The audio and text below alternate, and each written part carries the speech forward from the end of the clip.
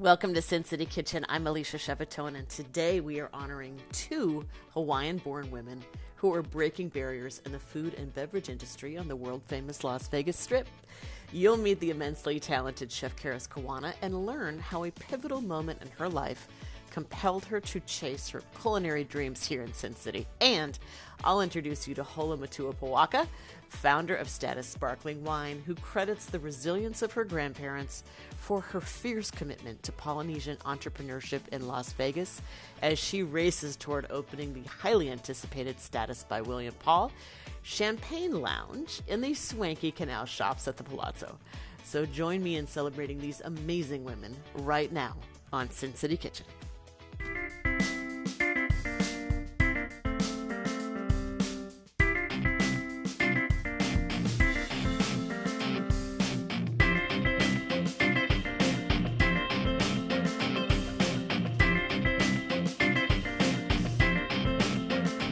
Welcome to Sin City Kitchen and welcome to Chef Keris. So happy to have you and finally meet you in person. Thank you for having me. We were both at Picnic in the Alley and I didn't get a chance to actually see you because it was chaos that particular day, but couldn't be happier for your success and congratulations for the opening of Donutique. I appreciate it. Thank you so much. Thank you. Yes, yes. So we are celebrating Hawaiian-born culinary and beverage entrepreneurs on the Strip. And I am very, very honored to meet you and to have you in this wonderful establishment and featuring your success. And we would love to hear a little bit about your journey all the way from Hawaii to where we are today. Okay, well, let's see.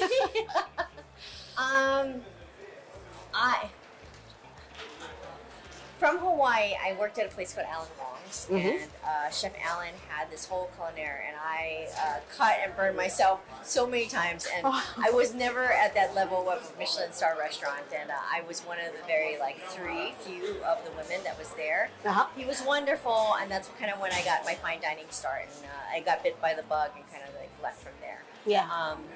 I really knew that I didn't know too much of baking and pastry, so I decided, what more better to move to Vegas and where all the chefs are, where the best food is, right? And to where it's not too far from home. So moved to Vegas, went to Le Cordon Bleu, got my degree, worked at Roy's for a while. I saw that. And after that, the rest has been history. Well, and you worked for some other impressive chefs too, Alex Strada, Charlie Palmer. And were you at Alex at a time when it was Alex at the Wynn, or was it Strada? Which restaurant did you work for? It was Alex at the Wynn, and we did have Strada as well. Yeah. It was fine dining at its best. It was so wonderful. And Chef Alex is actually really, really a sweet guy. I lost my dog during Christmas time, and he came up, gave me a hug. And most chefs are not. They don't care. Yeah. They really do. They do what you need to do. But he took the time to see if I was okay, and we just got back to work. It makes you want to work harder for a chef, and that's kind of like a mentor to me. Yeah. With all the chefs that I kind of work for, you kind of take the best things about what they offer you, and that's what I do for my team here too. Alex was one of the best restaurants in Vegas, and I was so sad to see it close. And I have eaten your pastries probably more times than maybe anybody in this city. My husband and I were regulars there. We went there at least once a month, sometimes more than that. And we lived in California. So if that tells you anything, we were there all the time. That's wonderful. We were all the time. Yeah. We were there all the time. That service so was just huge fans. On key. And I think just the ambience of it all, the Hey Dolly staircase was just spectacular. But I'm very, very lucky that I lived in a time where we could spend money like that and just kind of do our thing. That's right. And do it right. And have a little chair for your purse at the same time. That's right. Well, and one of the things that people might not necessarily know about you, because your culinary credentials obviously speak for themselves.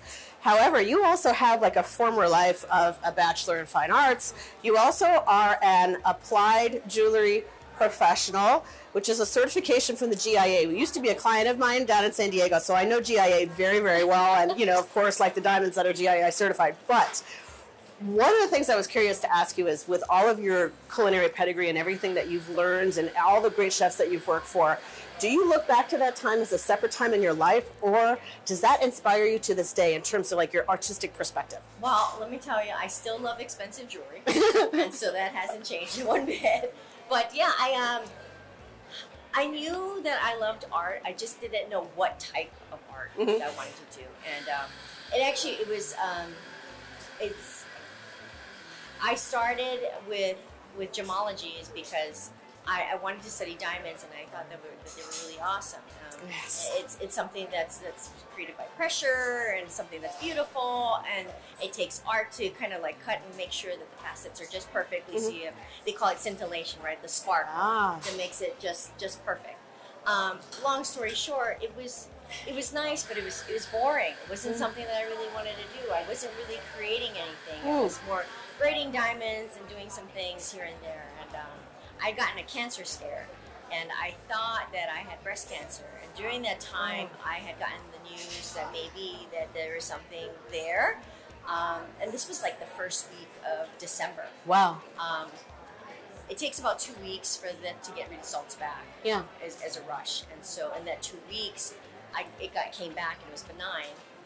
And I kind of looked back on my life and I was like, all right, this is something that I don't want to do. And you realize that life is really short. Yes. And you want to spend your life doing something that you absolutely love.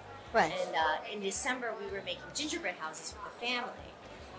As we're making gingerbread houses, I'm eating candy, I'm having a great time, and I'm like, what the heck am I doing? This is exactly what I want to do with the rest of my life. Even if it's making gingerbread houses, this is something that I love to do, and that's kind of how it all started. And funny that you say, downstairs of the jewelry shop, at the very bottom, was a place called Hokulani Bakery.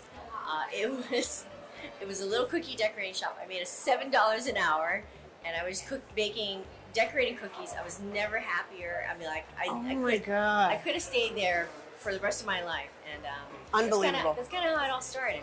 Well, and I saw the vibe before we were filming. Obviously, the vibe that you have with your staff is amazing. You could tell that they love working for you. So that's something that you're carrying forward, that joy that you want people to actually feel good when they work here. You were concerned about, people actually coming to work and ahead of F1 just because it's a really crazy time in Vegas. Yes. But like actually caring about your employees that much, that says a lot of what it means to you to be an entrepreneur here. I definitely love my staff. I don't know, maybe I love them more than they love me, but I have about 8 employees that are on their 12th year with me, and it's been wonderful. I mean, you take care of them. I will do absolutely. None of them will work Christmas. It's mostly me that'll bust my butt, but I'm sure that they appreciate it. And some don't care. They're like, "No, chef, it's okay. I won't want to work Christmas." They're wonderful. I could not do this without them, and I think that's kind of like what's every chef's rule, right? If you take care of your people, they will definitely take care of you, and they'll follow you to the ends of the earth. And I'm the same way. If I feel appreciated, I will do it to the ends of the earth. Well, and let's talk a little bit more about being on the Strip, because after spending so many years and grinding it out with chefs and working so unbelievably hard, and you have an opportunity to carve out a place for yourself here at the Venetian, I have to ask you, as a local, I have to ask you why, because most chefs run for the hills, they go to the suburbs, they decide, okay, here's my chance, I'm going to do what I want, but I'm going to do it off the Strip. And you chose to stay here, which I personally love because the Strip is my favorite, but not everybody's that way. So talk to us a little bit about the decision to make home base here at the Venetian. My goodness, you have no idea how hard of a decision it was for us to decide to come here. I mean, we looked at some really enticing places with great kitchens. I mean, they were huge. And I could probably do 10 times more donuts than I do now, but also, like we talked about before, you do it for your employees. Yeah. And if you want to pay good wages, and if you want to have something that's really busy and bustling, I mean, this is the place to be. Right. They offered us a really good spot, and this is not, I mean, it's a really, really tiny kitchen, and I wish you could actually see this on camera. It's really small. It looks big on camera, but it took a lot of great people to design this, and it wasn't just me. It was like, I mean, I want to, like, the list goes, like, over 100 people that has put in their input of what should go where to make it look bigger as a space. And the Strip has a lot of potential because the sphere is opening up. Right. The concerts, the expansion of the conventions, Absolutely. F1. I mean, a million other things, and people love being on the Strip, and they don't mind paying a price for good quality. And it's something special. And when I come to on the Strip, it's always something special. Even if when my mother comes into town, I will take her on the Strip. Usually not. I don't even come to the Strip, but I'll take her just because she wants to see the Bellagio Conservatory and the whole rounds and have her favorite, she likes to go to Milos and have her favorite fish, and just that's kind of a thing that keeps it special as well. So, and I'm no stranger to the Strip. I like it. I love the people around me. Some of the people that I've worked for or that worked for me still work here. Yeah. And, it's been, I think this would be my 6th year in Venetian. So unbelievable. Yeah. Well, you're at our Yardbird before, right? We talked about that for sure. Chica upstairs. It's been it's nice to have neighbors if you run out of milk or if I don't know how to do my orderings correctly. They're really good neighbors. Sure. And run out of sugar. Oh my gosh! And you probably do because you sell out of your donuts all the time. I did an exchange actually with donuts for a cup of flour the other day. Nice. I don't have too much here. Anyway. Well, Chef, it's been a great conversation, and don't you go anywhere because right after the break, Chef Keris is going to show us how she puts together one of her amazing creations here at Donutique. Come on back.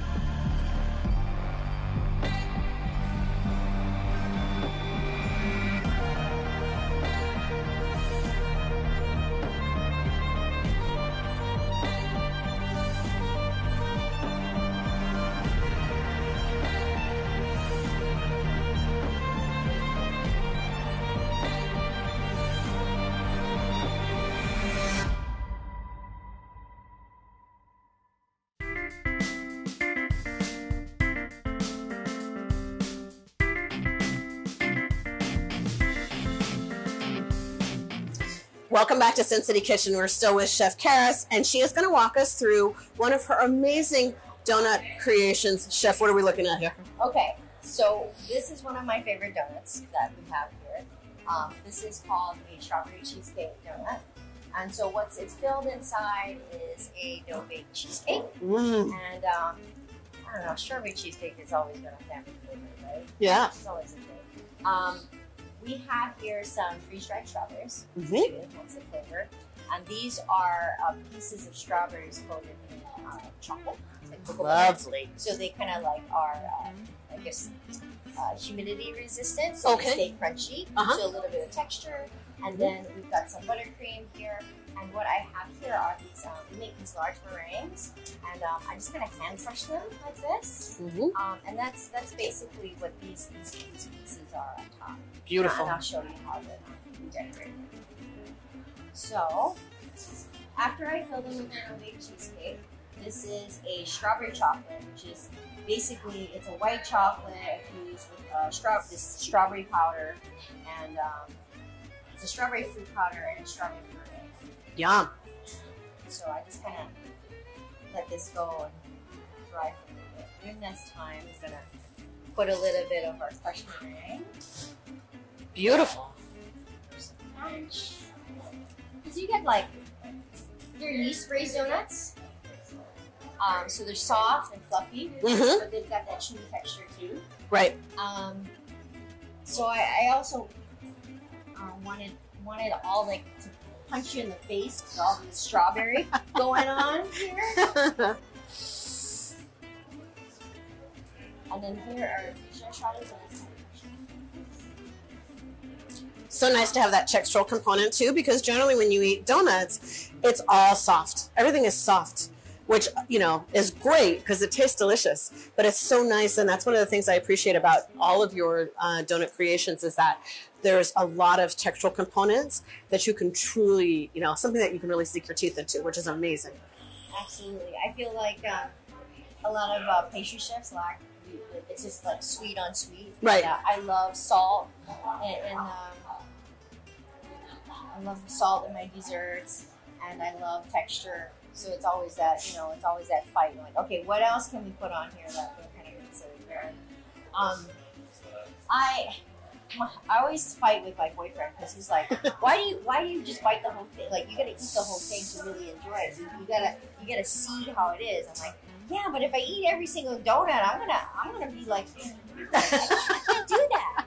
He's like, yeah, but if you don't finish the donut, you'll never know exactly the entire experience. Right. And so he's right. I mean, I after eating the entire donut, I realized, okay, this was too sweet, this was too heavy, this is exactly what I needed. So we came up with the perfect size. We were like, you could have one of these and just have your most perfect dessert every single time. It was enough to satisfy you. Or you could just leave aside, like my mother, she'll save it for like 5 days and throw it away. So anyway.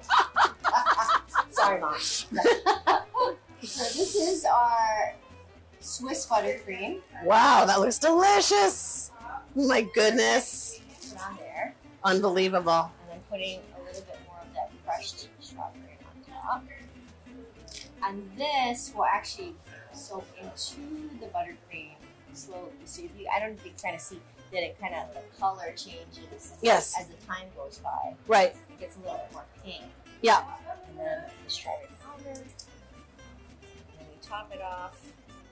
Again, the crunchy strawberry. Absolutely. Voila! Gorgeous. Thank you, Chef Keris. So nice. Thank you so much for having us here in your beautiful donut-inspired dessert lounge. And come on back. Next on Sin City Kitchen, we are going to give you a preview of Status Lounge and introduce you to another Hawaiian-born beverage professional doing wonders right here at the Venetian. Come on back.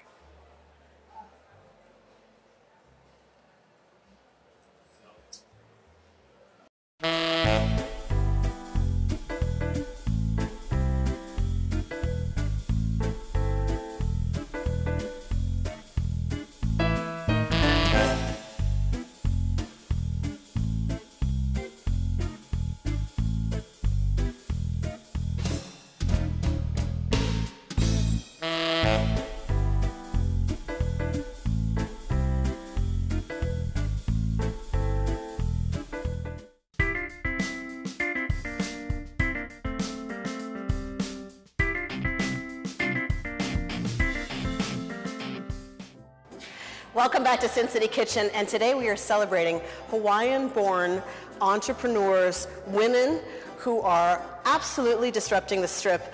And our episode continues today with the founder and creator of Status Sparkling Wine, Hola Motuapuaka. Welcome, Hola. Thank you so much, Alicia. I want you to please walk us through your background. Hailing from Hawaii, this is the 9th island, and we're very, very happy to be celebrating people of Polynesian descent, particularly women, who are just absolutely killing it in food and beverage today here on the Strip. We are celebrating at the Venetian, and not only that, at the Venetian, we are actually at the location of Status by William Paul, which is your new champagne lounge. Couldn't be more happy about that. Walk us through your journey. How did we get here? My husband and I, we founded Status Sparkling Wines along with some of our friends back in 2017.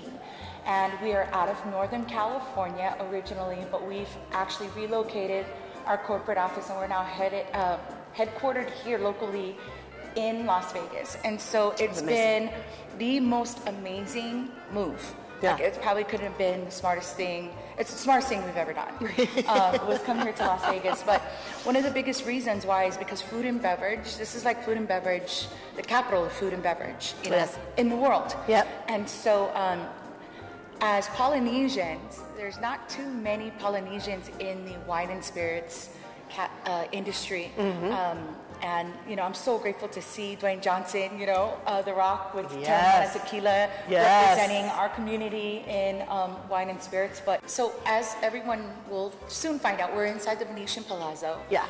We want to give a great experience to a lot of our guests who will come to visit us, and definitely feel like they have status without, having a lot of regrets. Yeah. Now, I can't talk too much about a lot of the things that we have coming up the pipe when it comes to surprises on the menu, but craft cocktails are going to be a big thing for us. Serving sizes are definitely going to be a big thing for us. And I also feel that, just giving a platform for people to be able to try, your small bites and amazing sparkling wines, Status sparkling wines, and all of the different varieties that we offer, I think is going to be huge. And I'm looking forward to Status Lounge being home base for me and my husband, and all of our out-of-towners that are going to be coming. We're going to come to Status Lounge first. We are going to be enjoying more times with our ohana, and we are very, very honored to have you in our community. Thank you and Bill so much for giving us this unprecedented access to this space.